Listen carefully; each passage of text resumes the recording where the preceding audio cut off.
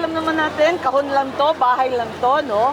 Kung sakasakali, itong 2.4 billion na inilaan para sa building, building lamang. We are in the high-tech age of crime, perhaps less violent, apparently less insidious, but very, very lucrative.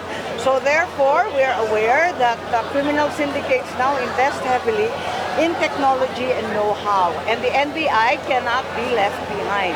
Kaya importante, matapos man ang building, mabigyan ng karampatang budget, kailangan tuloy-tuloy natin bigyan rin ng equipment at higit sa lahat ng karagdagang tauhan. Kasi lahat na lang ng investigasyon sa Pilipinas bumabagsak sa NBI.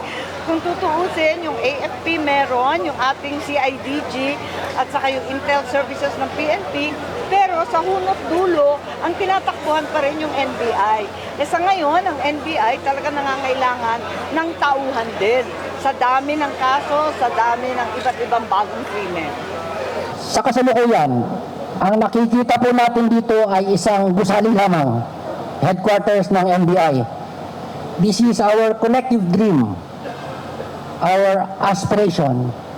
Lahat po kami mga direktor ay nagtulong-tulong para mangyari ito. Now it is unfolding before our eyes.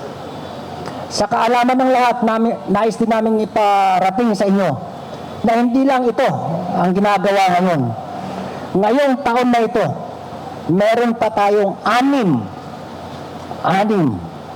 na regional at district offices na sabay-sabay ginagawa.